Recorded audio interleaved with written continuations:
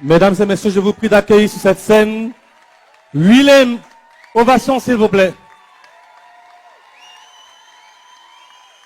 Eh, oui. Eh, attends. Bonne arrivée à Abidjan. Il y a un truc à faire. Et ça, j'ai promis à quelqu'un, ne t'inquiète pas. Parce que, à quoi ça sert que tu sois à Abidjan, qu'on fasse des selfies? Hein, le vieux? À quoi ça sert? Attends. Sinon, on fait de ce côté comme ça. Ben ouais. Vous serez tous sur le selfie, donc souriez. Et, tout le monde? Attendez, voilà. À quoi ça sert que vous ne soyez pas dedans? Bonjour Guédé. Bonjour. Ouais, on dit salut Guédé. Merci beaucoup. Tout d'abord, merci à Totem de m'avoir invité. C'est un grand honneur. C'est la première fois que je mets le pied en Afrique. Et c'est la première fois, vraiment. Donc je suis ému. Merci beaucoup. Merci. Alors, on m'a invité pour parler de mon expérience sur les réseaux sociaux, sur le monde digital, comment j'ai fait pour entretenir cette communauté, pour créer tout cet univers digital. J'ai axé tout mon discours autour du cran. Parce que un jour, l'un de mes figurants, enfin l'un de mes acteurs, dans la vidéo Death Note, je ne sais pas si vous l'avez vu, Death Note, enfin, le jeune étudiant, il m'a dit qu'il pense qu'il y a beaucoup de gens qui ont plein d'idées. Il y a plein de gens qui sont très créatifs, qui ont plein d'idées, qui ont beaucoup de talent, mais il n'y a pas beaucoup de gens qui ont du cran. Et j'ai trouvé ça cool. Et depuis, je me suis persuadé moi-même que j'en avais du cran. Par exemple, pour la petite anecdote, cette vidéo, quand je l'ai écrite, enfin ce mini-métrage, quand je l'ai écrit, quand après j'en parlais autour de moi, ils me disaient mais ça va être super cher. Il va falloir louer tout un amphithéâtre, il va falloir prendre 100 figurants, il va falloir prendre le matériel, etc., etc. Et moi, j'avais absolument rien. Moi et mon équipe, qui sont d'ailleurs là, nous n'avions absolument rien. Et je suis allé dans une fac, j'ai trouvé un amphi, je suis allé dans l'amphi, j'ai trouvé 60 personnes et j'ai tourné la vidéo. Et ça a dû me coûter 5 euros. Non, un peu plus, 20 euros. On a acheté des chips pour tout le monde. Et donc vraiment, on a fait cette vidéo avec 20 euros. Et en fin de compte, elle a eu 60 millions de vues, 900 000 partages. Elle a été traduite dans toutes les langues et vraiment avec 20 euros. Voilà, donc je vais tourner tout mon discours autour du cran. Et je suis dans la section casser les codes. Je pense que même pour casser les codes, il faut du cran. Sur les réseaux sociaux, il y a des règles. C'est-à-dire que pour qu'une vidéo marche, il faut qu'elle fasse 1 minute sur Facebook. Il faut qu'elle soit drôle, très drôle. Il faut qu'elle soit super compréhensible. C'est-à-dire qu'il faut qu'on puisse la comprendre en un seul visionnage. Absolument tout comprendre. Il faut qu'il y ait une punchline de fin. Il faut qu'il y ait des grosses musiques. Il faut qu'elle soit en français pour les Français. S'il y a des sous-titres, il faut que les sous-titres soient en français. Et il ne faut pas penser et imaginer qu'on puisse percer à l'international, en Chine, aux États-Unis. Et je pense que tout ça, c'est vrai, mais en même temps, c'est faux. Toutes ces règles, en faisant le total inverse, ça peut être encore plus incroyable. Cette vidéo dure 100 minutes. À cette époque-là, toutes les vidéos faisaient 30 secondes. Cette vidéo est sous-titrée en anglais. La plupart de mes vidéos, d'ailleurs, je ne sais pas si vous l'avez vu, j'ai sorti une vidéo il y a une semaine qui s'appelle Le procès. Elle est impossible à comprendre à moins de la regarder 3 fois. Et je pense que tout ça, ce sont des choses que j'avais envie de faire. Et de base, on m'a dit qu'il ne fallait pas les faire. Et je me suis dit, j'allais dire un gros mot, mais je me suis dit, t'as pas un mot? Fuck it, voilà. Et voilà. J'avais préparé un discours, mais là, je raconte n'importe quoi. Et donc, tout à l'heure, il y a quelqu'un qui a dit que les influenceurs étaient un peu comme une affiche, un panneau publicitaire. Moi, je vais vous parler un peu de l'engagement, on en a beaucoup parlé.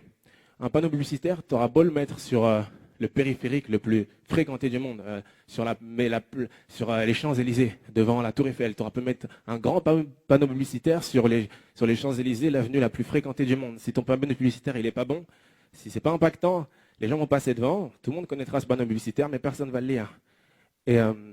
Et c'est ma philosophie. Je pense que le plus important, c'est l'engagement. Sur Internet, c'est quantifiable. En termes de j'aime, en termes de partage, en termes de commentaires. Tu peux savoir si les gens n'ont pas seulement regardé tes vidéos, mais ils ont participé. C'est-à-dire qu'ils ont soit liké, soit commenté, soit partagé. Tu peux aller encore plus loin. C'est-à-dire que ton panneau publicitaire, tu veux pas que les gens juste le regardent, mais tu veux qu'ils le regardent plusieurs fois. Tu veux qu'ils s'approchent du panneau publicitaire. Tu veux qu'ils zooment sur le panneau publicitaire. Tu veux qu'ils s'en rappellent après quand ils vont dormir chez eux. Je veux qu'ils reviennent le lendemain pour re-regarder ce panneau publicitaire. C'est tout le concept derrière mes vidéos. C'est tout le concept derrière chaque détail compte. J'ai envie que les gens regardent la vidéo une première fois, une deuxième fois. Ils rentrent chez eux, ils y pensent en dormant. Ils y pensent en mangeant leur repas ivoirien. Et qu'ils reviennent le lendemain pour la regarder, pour découvrir autre chose. Et qu'ils fassent le tour du panneau publicitaire et qu'ils trouvent un cadeau derrière. Voilà, c'est tout le principe de mes vidéos. J'ai voulu dépasser l'engagement et arriver dans l'interactivité. Voilà, que le public soit non seulement engagé, mais participatif et interactif. Et donc très attentif. Voilà.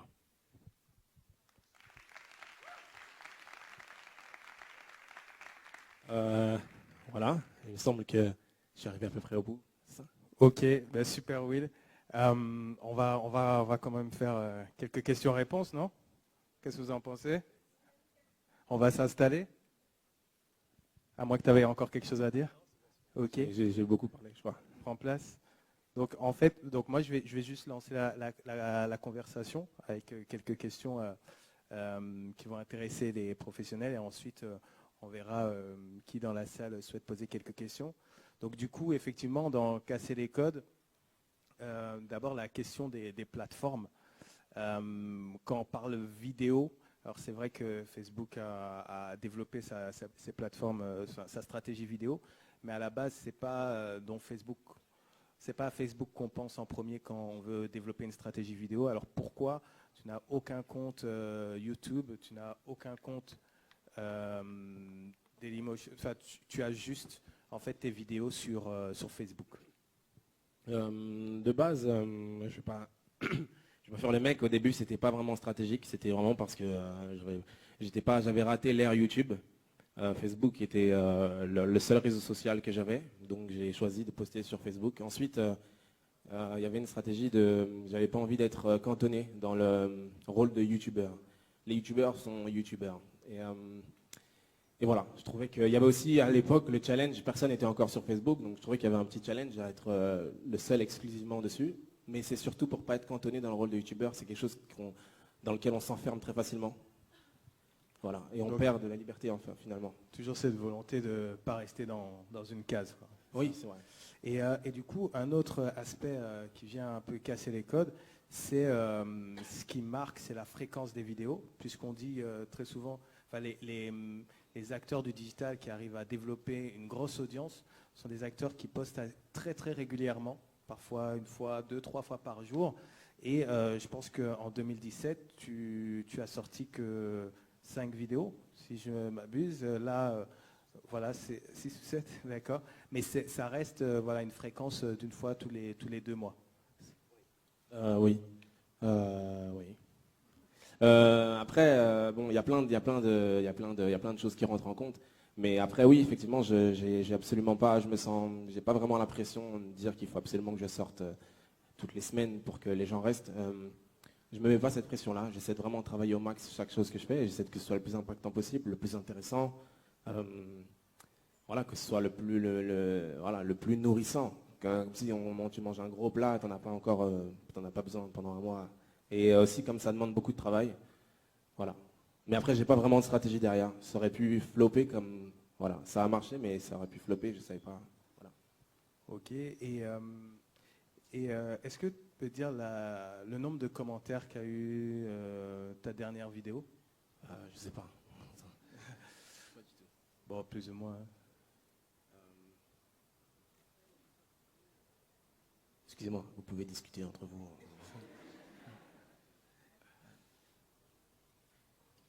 Ouais.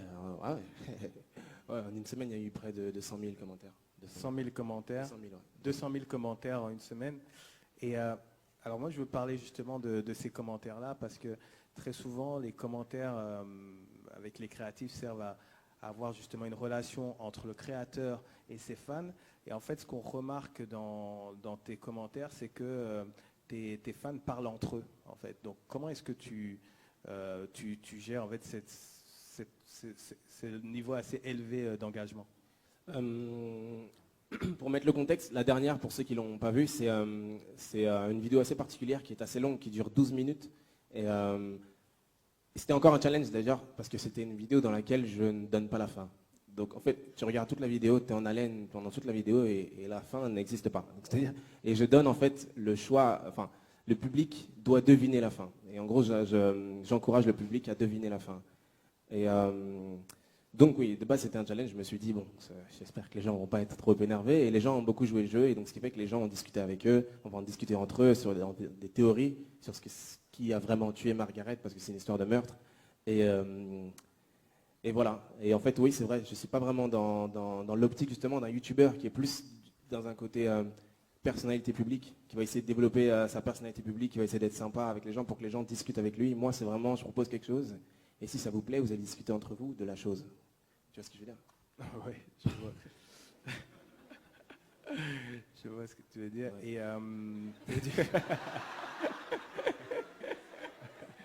c'est moi qui pose les questions. En fait. Juste du coup, avant de passer la main au public, je voulais qu'on revienne sur ta relation avec les marques. Puisque je sais que voilà, Oui, tu as une idée c'est le très, sujet très aussi précise de là-dessus. Ouais, pardon, il faut que je parle de bif, du coup. Mes relations avec les marques. Oui, il y a beaucoup de. La majorité des marques pensent que je ne travaille absolument pas avec les marques et que je suis absolument fermé. C'est pas vrai. L'argent, c'est le nerf de la guerre et je suis obligé de travailler sur des choses qui rapportent de l'argent pour pouvoir faire des projets encore plus grands. Et il y en a beaucoup de projets, donc il faut faire des grandes choses avec des grandes marques. Et donc j'en ai fait, mais ça a toujours été assez subtil. Ça a toujours été beaucoup bien travaillé pour vraiment toujours dans la. Je veux absolument pas que ce soit nul, que les gens attendent longtemps pour une vidéo et qu'ils arrivent en fait et c'est une publicité et que c'est pas très intéressant pour eux parce qu'ils comprennent tout de suite qu'on veut leur vendre quelque chose. Donc j'essaie toujours de travailler bien la chose. Par exemple, pour vous donner un exemple, j'ai fait une opération pour Spotify. Donc leur but c'était que les gens prennent des abonnements Spotify pour écouter de la musique. Donc ce que je leur ai proposé, c'est j'avais fait une vidéo autour de la musique, c'est-à-dire que j'ai écrit quelque chose autour de la musique qui était censé justement faire un hommage à la musique pour que les gens après aient envie d'écouter de la musique. Et j'ai partagé une playlist que j'ai faite moi-même. Et donc les gens avaient envie de se créer un compte Spotify pour aller écouter ma playlist. Mais donc c'était pas du tout une vidéo sur Spotify ou acheter Spotify. C'était plus rejoindre le mouvement des adorateurs de musique. Et donc en fait, ma relation avec les marques, je travaille avec les marques quand vraiment elles acceptent de me faire confiance. Et qu'elles viennent, qu'elles ont aimé mon univers et qu'elles s'estiment que je saurais comment parler aux gens qui me suivent. Je saurais comment les accrocher. Voilà. Ok, super. Merci Will. Donc on va passer aux questions. Pendant qu'on choisit la personne qui va poser la première question, il y a quelqu'un là derrière. Je veux juste préciser que quand on a échangé avec Will, il m'a précisé une statistique intéressante, puisque en termes de ville, après Paris et Montréal, Abidjan est la ville qui compte le plus de fans de Willem. Donc il est un peu chez lui. Bonjour, on s'est déjà Salut. croisés tout à l'heure. Oui. Récemment, tu as, on va dire, opéré une légère modification. Tu nous inclus beaucoup plus dans ton contenu, notamment avec les commentaires et sur les Insta Stories. Oui. Et du coup, je veux te retourner la question que tu as posée tout à l'heure. Quel est ton but ultime? Wow, ok. Je pensais que ce serait la dernière question, ça. Quel est mon but ultime? Mais c'est pour ça que justement que j'ai posé la question tout à l'heure, parce que ça m'intéresse beaucoup, je le pose beaucoup à beaucoup de gens. Je le pose pas longtemps, j'ai rencontré une sorte de préfet et je lui ai posé la question, je pose la question à des scientifiques, parce que c'est une question que je me pose depuis que je suis petit, et que je pense que, je ne sais pas si vous avez regardé Naruto, non? Vous avez regardé Naruto?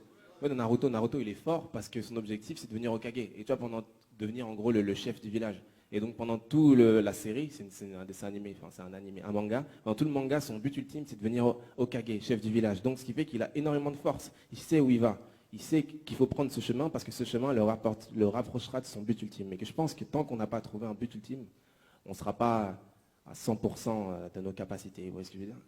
Et d'ailleurs, voilà, je parle trop là, mais en tout cas, mon but ultime, personnellement, il est encore assez flou. J'aimerais bien faire un film, mais je ne pense pas que ce soit le but ultime. Voilà. Ma réponse, pardon. En conclusion, je ne sais pas.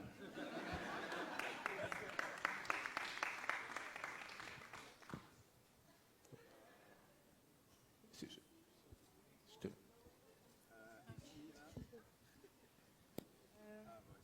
Alors bonjour, Willem. Salut. Je voudrais poser une question par rapport à ton choix sur Facebook. Étant donné que le thème c'est et si on cassait les codes, moi ce que je voudrais savoir c'est par rapport à la musique. On sait que tu choisis ta musique voilà, avec précision, voilà, chaque détail compte. Ce que je voudrais savoir c'est, on sait par exemple que quand on publie une vidéo sur Facebook avec de la musique, il y a ce qu'on appelle les droits d'auteur et tout ça. Moi ce que je voudrais savoir c'est comment tu gères ce côté-là en fait. Je sais pas, je crois que Facebook m'aime bien, honnêtement. Sans blague. Non, mais je crois que, je sais pas, je jouis d'une immunité, je crois. Parce que c'est jouis qui t'a fait rire.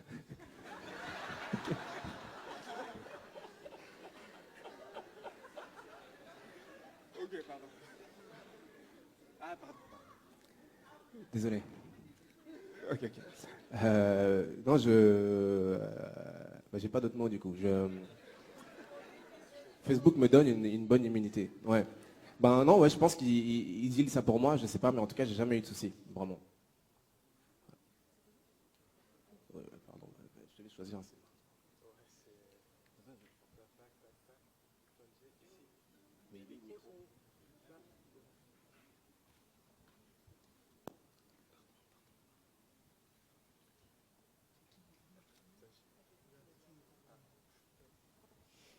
Donc, bonsoir William. Bonsoir. En tout cas, merci, félicitations pour la dernière vidéo. Je vais revenir sur l'engagement. Oui. Sur la dernière vidéo, avant la publication, Oui. tu avais fait des publications pour la sortie, pour la sortie de la vidéo. Oui. Et justement, Kaï le notait tout à l'heure, au niveau de la vidéo, on a vu qu'il y a pas mal de fun. Et surtout les commentaires du genre, pourquoi est-ce que tu publies une date, enfin tu donnes date de publication, et finalement, enfin, on n'a pas cette date de publication. Oui. Est-ce que c'était une stratégie en interne, justement, en ce qui concerne l'engagement avec tes followers? Et la deuxième question, et qui a finalement tué Margaret?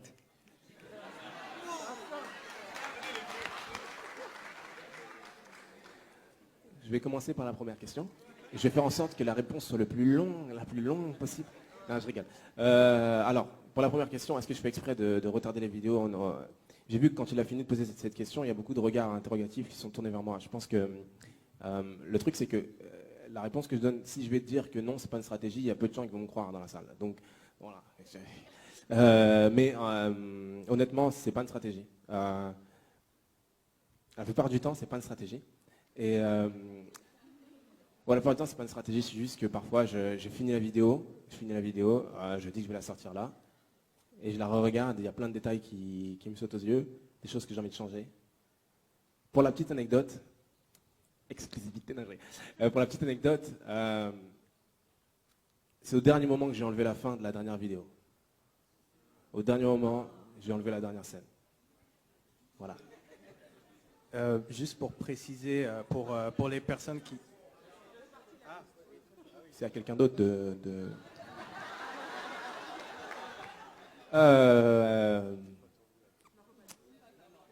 Honnêtement, voilà, elle a répondu à ma place. Il faut pas dire.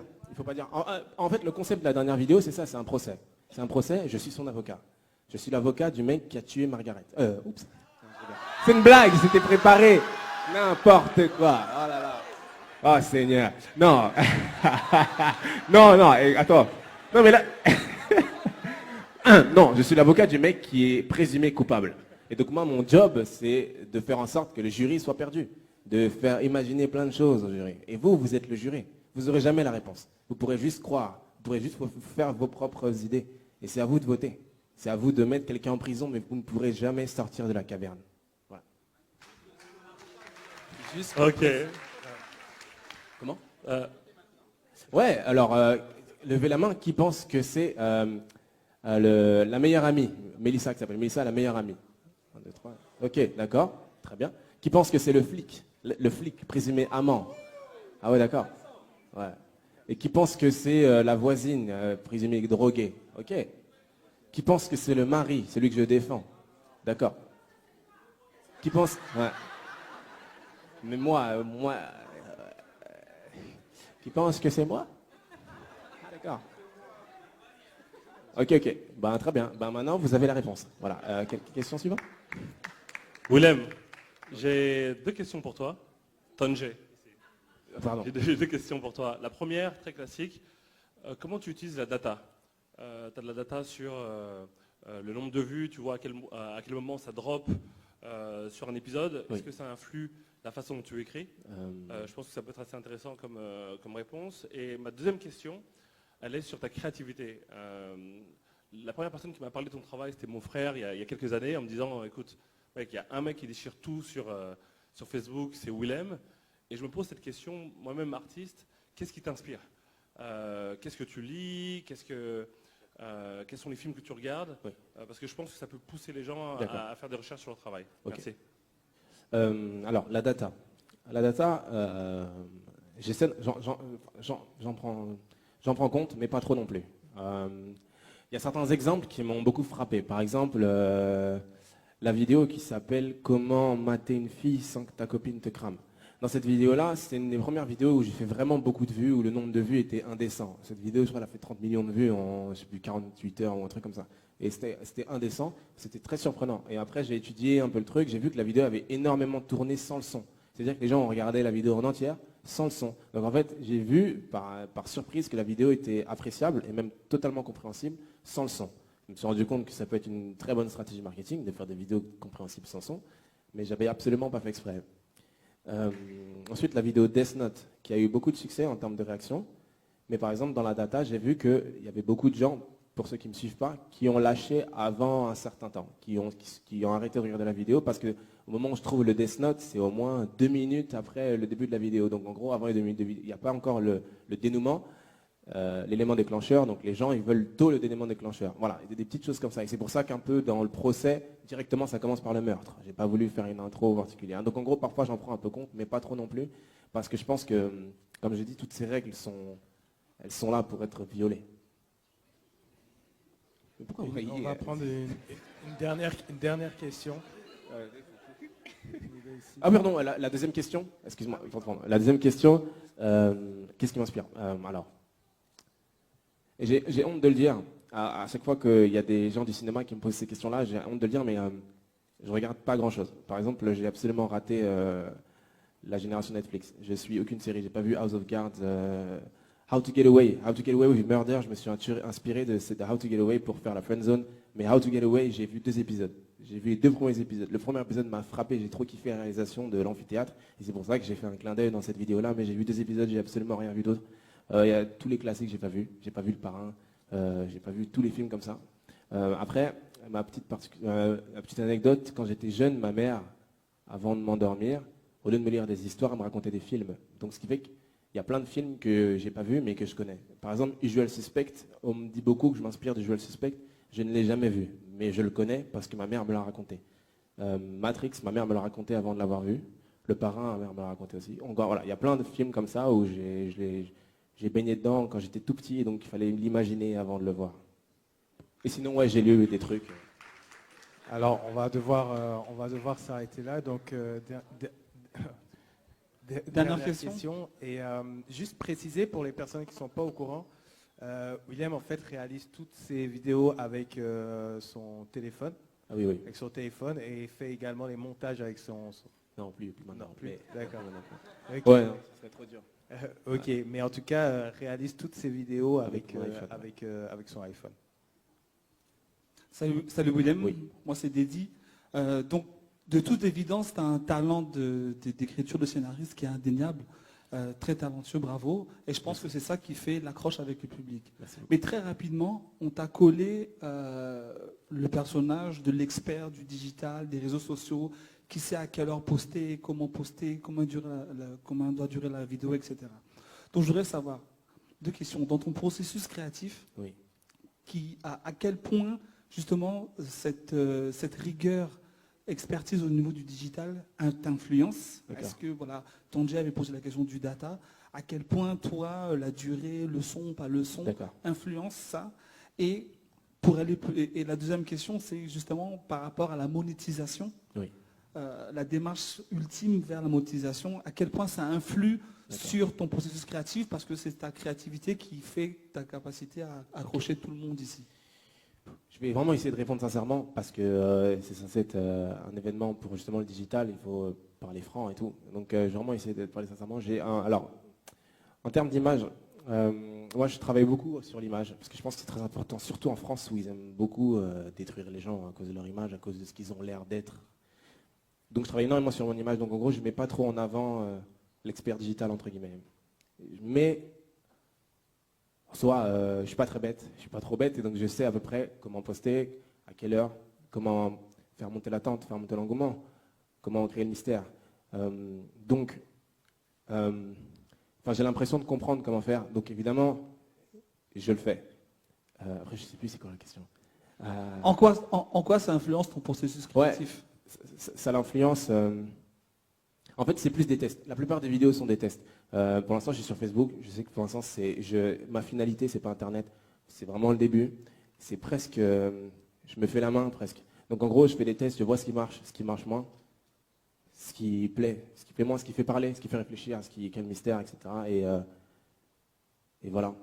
Et j'essaie vraiment de m'entraîner à tirer à l'arc. Pour l'instant, sur des cibles avant d'attaquer le gibier. Tu vois.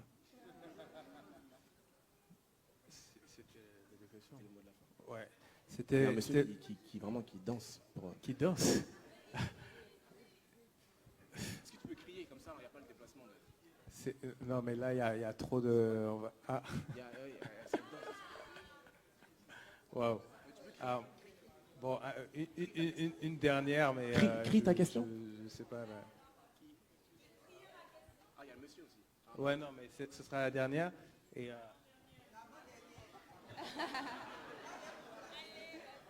Arrêtez de me stresser. Alors, merci pour la dernière ou l'avant-dernière question. Moi, en fait, je suis blogueuse et tout, et je remarque que tu fais très peu d'interviews. Donc, je me demandais si c'était calculé, si c'est parce que tu ne veux pas trop t'exposer. Et ma dernière question, comment je fais pour avoir une interview avec toi, moi?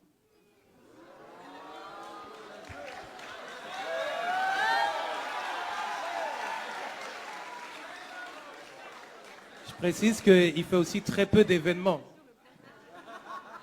Faut demander à Caï comment faire. Non, mais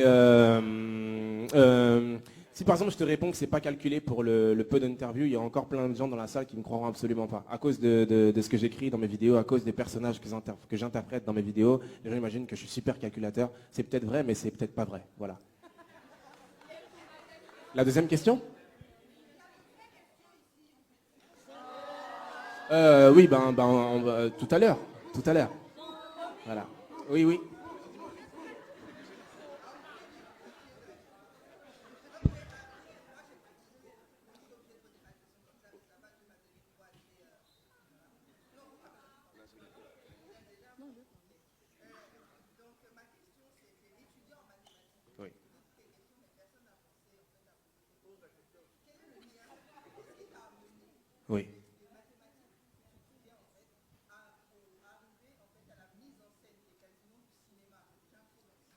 Je répète pour ceux qui n'ont pas entendu, la question est qu'est-ce qui a amené Willem en tant qu'étudiant en mathématiques Quel est le lien au cinéma?